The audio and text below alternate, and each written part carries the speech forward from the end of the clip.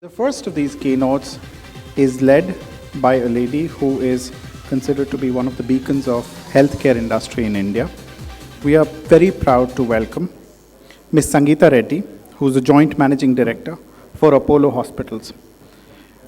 Ms. Reddy leads the entire initiative of Apollo Hospitals, which is the leading healthcare brand in India. She led for two decades almost as the executive director in the HR function. 2014, she was elevated to the position of joint managing director. She has been instrumental in growing the business into its retail foray, which includes health, lifestyle, Apollo Health. She also runs a chain of clinics, cradles, and other retail service formats, and we are extremely delighted to have you here. Ladies and gentlemen, a round of applause for Ms. Sangita Reddy. Good evening. It's a great pleasure to be amongst you. Let me say I've been on multiple dioceses before, but I'm probably extremely nervous just because of the quality of the audience you have sitting here. Great leadership, and Professor Michael Porter is the guru who has taught my sister, and she told me, if you start talking about all the things we're doing, he's going to say I failed my class. So I think this is going to be a fun evening. Let me first start off by congratulating the Institute for putting together this wonderful organization, the tremendous work that you do, and I'm sure you have a hand in the fact that we're now redefining what CIA means. It's not the American CIA. I'm very proud to say that today in business circles all over the world, including the World Economic Forum where I was last month, when they said CIA, they meant China, India, America. So to have India in that trio of three countries is a great pleasure. So very, very happy to be with you this evening. I'm going to share a few thoughts, be as brief as possible, because I know all of you are really waiting for Professor Porter. This morning when I walked into the hospital, I was somewhere in the busy hallway greeted by a very old customer of Apollo. His father's been a patient, his grandfather's a patient, and Mr. Malpani, whose grandfather had been very sick and in the ICU. He reached up to me and said, thanks so much. And I was happy because I knew 2 weeks ago his grandfather had been very sick in ICU. And I said, yeah, the ICU team is really good. I'm so glad your grandfather's better. He's saying, no, that's fine. I'm saying thank you for your home care team.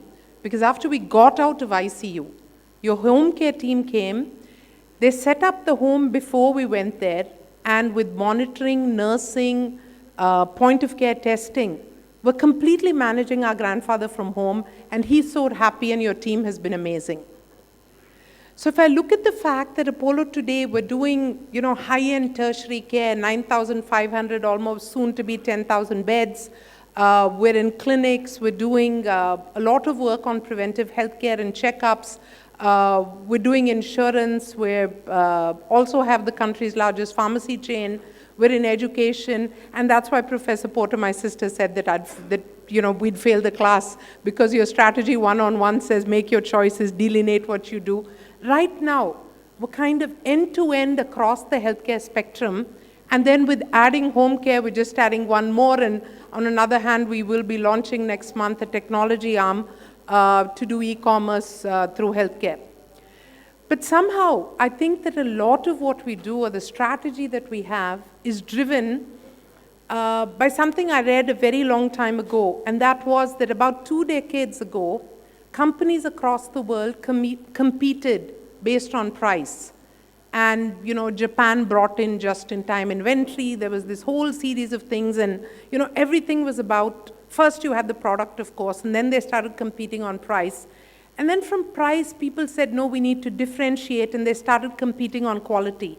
And from quality, it went to brand and then to technology. I believe that companies which are succeeding today and will succeed in the future are those that are competing based on so the design of what they do. Is it blindingly simple? Does it answer what the customer wants? Is it at the right price, of course? Is it beautiful? Is it simple? And a series of things like this. But I think it's when you design your product, and products are becoming services, and services are becoming products, when you design the seamless integration around the customer, irrespective of what you're doing, and whether it's, advanced high-end heart transplants, or it's a simple blood test when somebody comes home. If what you're doing has the quality orientation, meets up to what the customer's looking at, is continuously innovating to stay ahead and bring the latest within the reach of that person, but always fulfilling this basic need, and ultimately builds trust. And trust, I think, is at the core of everything that we do, especially in healthcare. And so that's where I think that the future lies, is in winning the hearts of customers, because your design and your trust element are so high that irrespective of what your product and price is, people will continue to come back to you.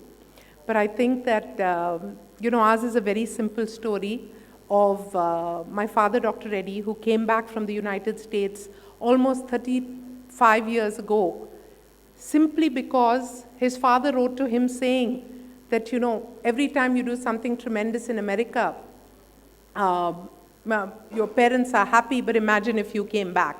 And once he came back, he built up a cardiology practice, but one day he lost a young man who he had saved post-bypass.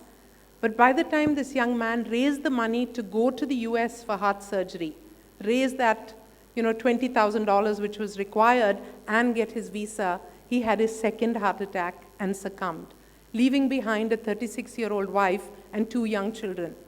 And that day, Dad said that, when Indian doctors are curing and healing people all over the world, why don't we find a way to create that infrastructure in India, and therefore be able to give in our own home what needs to be done. So that was 32 years ago, how the story of Apollo began. And today I'm happy to say that Indian healthcare, not just Apollo, but tremendous hospitals across the country, are matching and benchmarking quality outcomes with some of the best in the world, but we're doing it at 1/10 the prices. We're finding ways to innovate. Thank you. We're finding ways to innovate. We're finding ways to bring some of the latest technology. And we announced last month that we will be bringing a proton into this country. Proton is making some waves in America, but in the rest of Asia, there's barely 1 or 2 machines in China and 1 in the rest of Asia. So India, we will bring in the first, because primarily we're based on the belief that we believe that Indians, deserve the best in healthcare, and we must find ways to make it happen.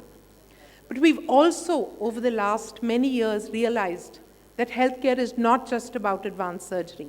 Healthcare is not just about intensive care. We need to do those. We need to do them fabulously well, and we have to enhance our infrastructure and our teaching capability, so that India, who needs to double our doctors, triple our nurses, and increase 5-fold our number of paramedics, that we can reach the basic parameters of patient-to-bed ratio. There's a lot to be done on the infrastructure side in healthcare. But there's a lot to be done on the heart side of healthcare, which is just the purpose of believing that life is priceless.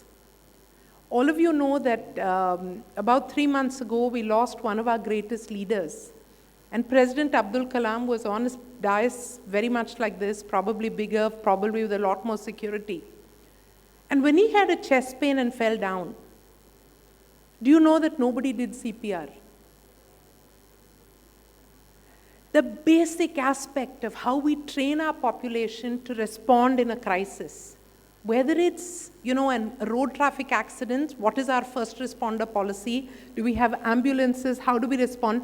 The entire infrastructure around disaster preparedness, the way we are trying to work on preventing heart disease, when global statistics are showing that Indians are more prone to heart disease than their Caucasian counterparts, and yet we are steadily becoming prone to all the NCDs, which is the non-communicable disease, at a far more alarming rate than any other country across the world. And finally, the entire space of primary healthcare and what we do for mothers and children and babies. Do you know that 6 jumbo jets of children and infants, 6 jumbo jets, die in India every day? of a simple preventable condition called diarrhea, because we're not doing oral rehydration. So there's an entire rethinking and the design and the concept, and this can only be done when from top to bottom, we all believe that life is priceless.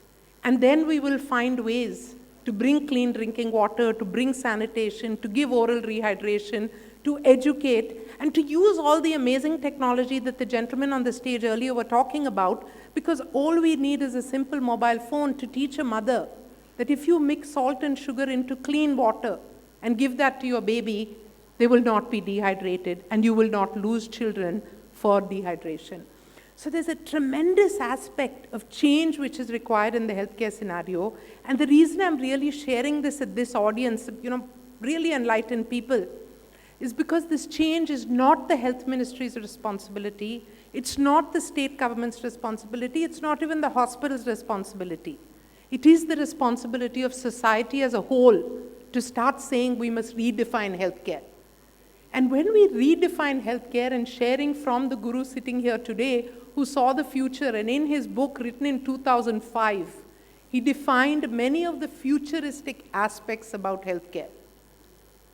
I'm happy to say that because India leapfrogged some of these evolutionary curves, there is a deeper connect between the patient, the provider, and the payer, or the patient and the provider, and therefore the payer in between is not giving us the wrong kind of dimensions. But I just want to end or summarize close to this by saying that there is a tremendous change which can sweep the country's healthcare. We can become more predictive. We can use analysis, as we're beginning to use in our ICUs, to talk about what kind of infections. We can become more personalized. By a simple poke, the DNA testing can tell you who's more prone to heart disease. The entire sphere and spectrum is changing.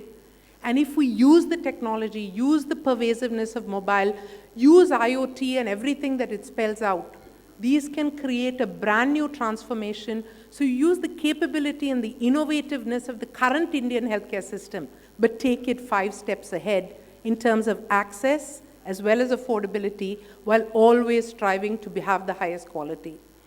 There is so much more that can be said, but I think this evening is about a different reason. But I do want to thank all of you for this tremendous opportunity to share a few thoughts.